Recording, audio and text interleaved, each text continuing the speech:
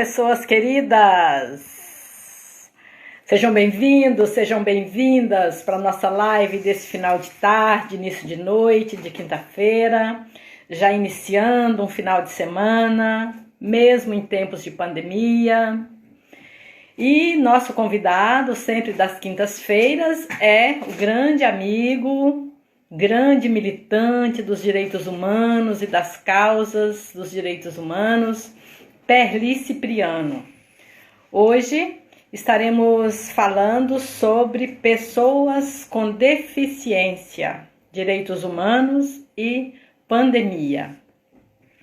Essa já é a nossa 8ª live ou encontro, porque nós fazemos sempre um bate-papo. O nosso primeiro foi sobre os ciganos, a vida dos ciganos.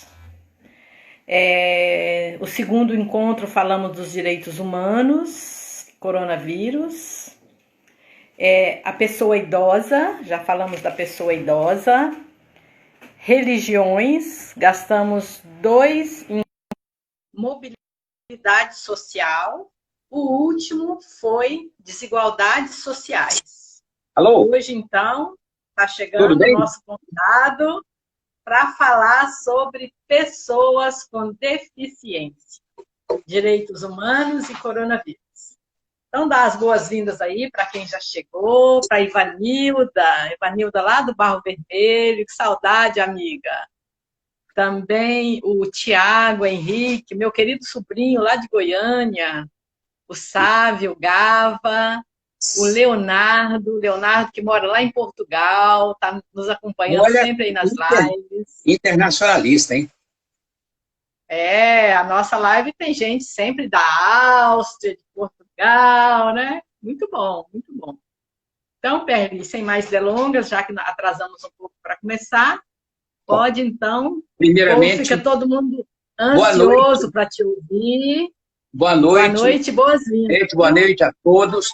Eu quero dedicar essa live, e Sábio conhece, a uma figura chamada Tatão, mora em Tararé. Quando eu fui ser secretário de Justiça, a lei não permitia contratar pessoa com algum tipo de deficiência, não permitia. E nós fizemos um convênio com a ONG, e a ONG mandou o Tatão trabalhar comigo. A pessoa dizia que ele tinha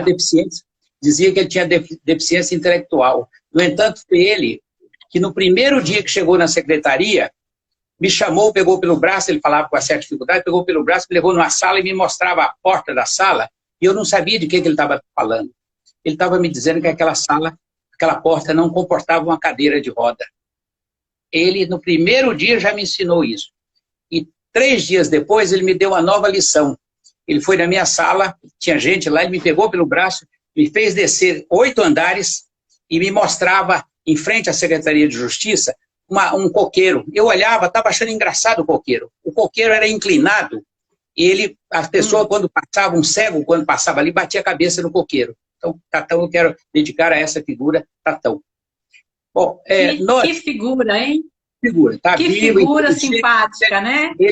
Ele agora não tem me ligado, porque acho que ele está sem meu telefone, meu número.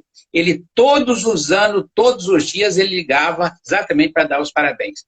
O Sábio conhece Tatão. Primeiramente, o seguinte, o Brasil tem cerca de 46 milhões de pessoas com algum tipo de deficiência. Eles não são deficientes, têm algum tipo de deficiência, como todos nós temos, né? Eu tive dificuldade de aprender, ler e escrever, porque eu tinha problema de vista e eu não sabia. Os professores também não sabiam o que era isso. Então, hoje já essa questão está superada. Temos 46 milhões, mais de 46 milhões de pessoas com algum tipo de deficiência. Nós temos, a Dilma sancionou o Estatuto da Pessoa com Deficiência. A Dilma sancionou. O presidente Bolsonaro, no dia da sua posse, a mulher dele apareceu fazendo língua de sinais, né? Que eu chamo a imensa demagogia. Porque 2 meses depois, Bolsonaro extinguiu o Conselho Nacional de Defesa do Direito da Pessoa com Deficiência. 2 meses depois. E ela não disse uma palavra. Ela podia não ter feito o sinal lá, mas podia ter defendido essa pessoa. Então, o Brasil tem esse é um elemento importante no Brasil. Se mais de 46 milhões, portanto, a questão da pandemia atinge a todos. Essa é uma experiência muito rica. Atinge a todos e atinge muito mais as pessoas com deficiência, né? E aí, uma boa noite aí para a professora Cris, minha grande amiga também, que acabou de entrar. Bem-vinda, Cris. Bem-vinda. Bem-vindo a todos, né, que estão aí conosco. Eu vou falar de algumas experiências. O Brasil tem um decreto... Muito bom, Perli, porque você fala das suas experiências, daquilo que você viveu, que você vive, né, no contato com pessoas com deficiência. Então, esse é nosso tema, quem está entrando agora. Nós temos o decreto da acessibilidade. As cidades deveriam... Foi feito decidindo que a cidade teria que ter acessibilidade. E nenhuma cidade brasileira, nenhuma sem exceção, tem plena acessibilidade. Acessibilidade é na calçada, são nos prédios públicos, são nas escolas, nas igrejas, em todos os lugares. E aqui no Espírito Santo, eu digo, nas praias. Aqui eu tenho a impressão que no Espírito Santo inteiro só tem um município que tem um lugar que tem acessibilidade para uma pessoa com cadeira de roda ou que tem alguma dificuldade de locomoção e ir para o mar. Ele quer mar também. Então, trabalhar isso é muito importante.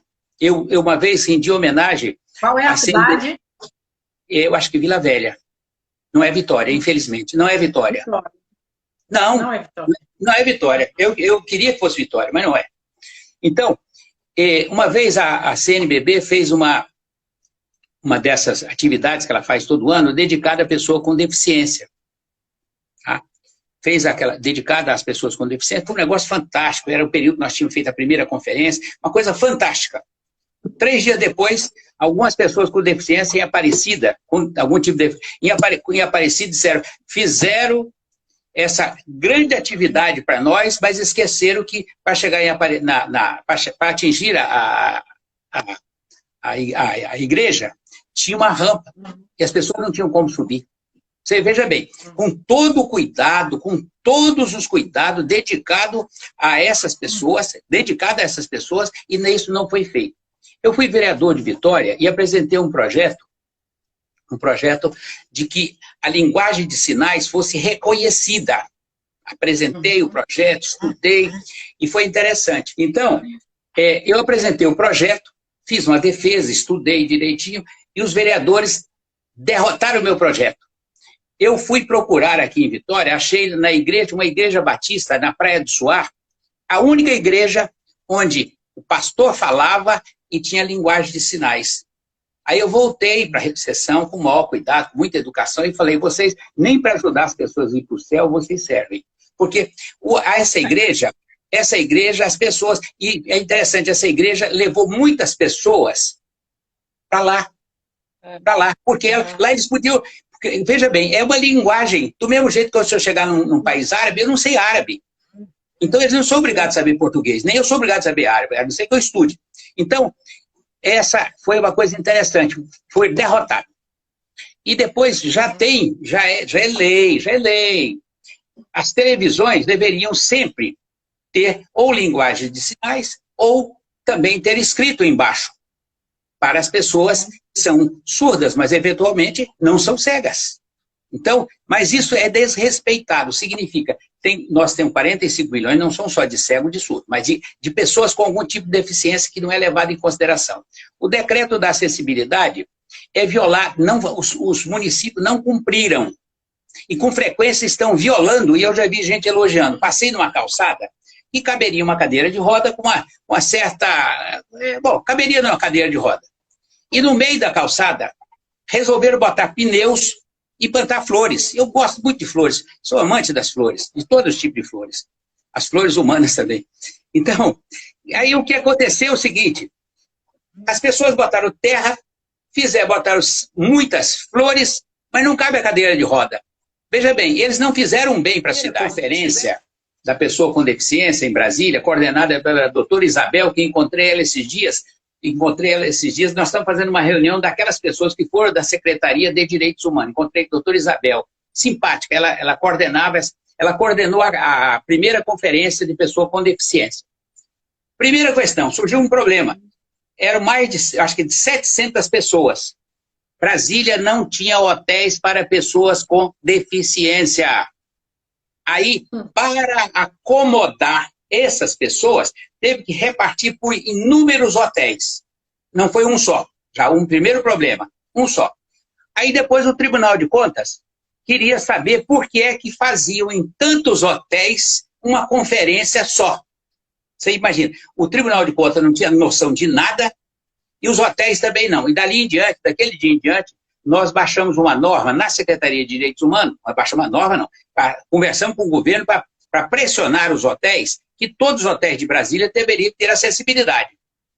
Aí, hoje Brasília é uma cidade que os hotéis têm acessibilidade, mas também os ministérios. Aliás, sim. Pedro, Brasília é uma das poucas cidades que também no trânsito as pessoas respeitam a faixa de pedestre, as pessoas respeitam o sinal, né?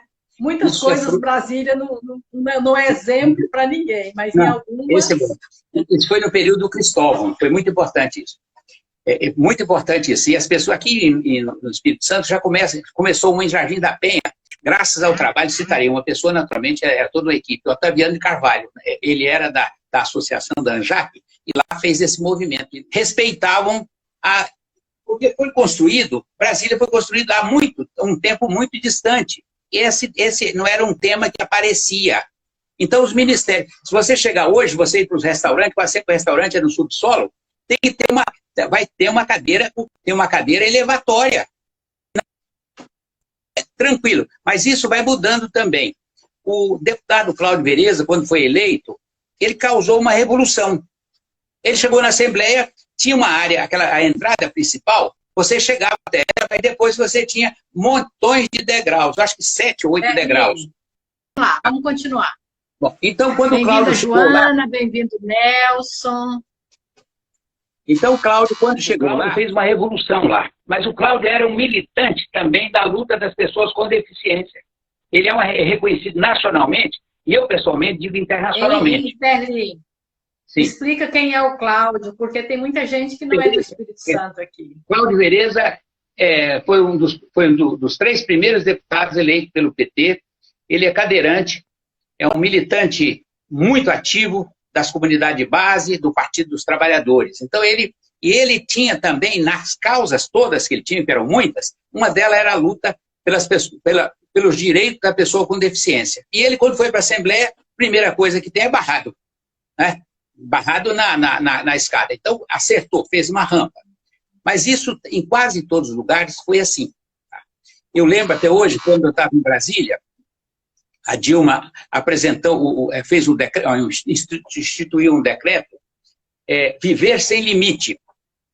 Esse decreto, está ouvindo? Está ouvindo? Esse decreto, Viver Sem Limite, foi extremamente importante, falando dos direitos das pessoas com deficiência, que deveria ser implementado nos estados e nos municípios. A Dilma já tinha falado cadeirante, muletante, cego, surdo, ela tinha falado uma imensidão. E, de repente, uma mulher, uma capixaba, que eu não estou lembrando o nome dela aqui agora, tá bom? Aí o Nelson Almeida está falando, né, que ele tem 12 alunos nas mais variadas situações. Né? Então, falando de pessoas com deficiência, né, em todas as turmas de sala de aula, sempre, né, por isso é preciso tratar diferente, né? Porque ninguém é igual a ninguém. E todos nós temos alguma deficiência. Num lado ou no outro. Né? Tudo bem? Posso falar? Tá ouvindo? Tá ouvindo? Só que a sua tá ruim. Pode continuar.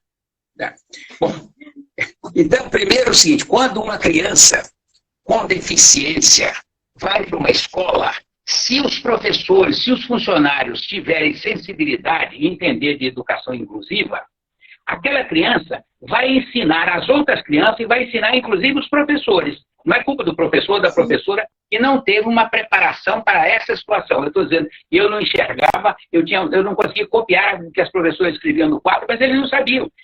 Eu até tive um período que eu achava que era meio burro. Não é bem verdade isso.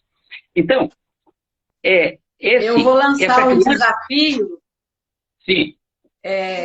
Eu vou lançar um desafio aqui para o Nelson, para a Joana e para você mesmo, Perli, para a gente fazer uma live no Facebook da escola falando sobre a inclusão, a educação inclusiva.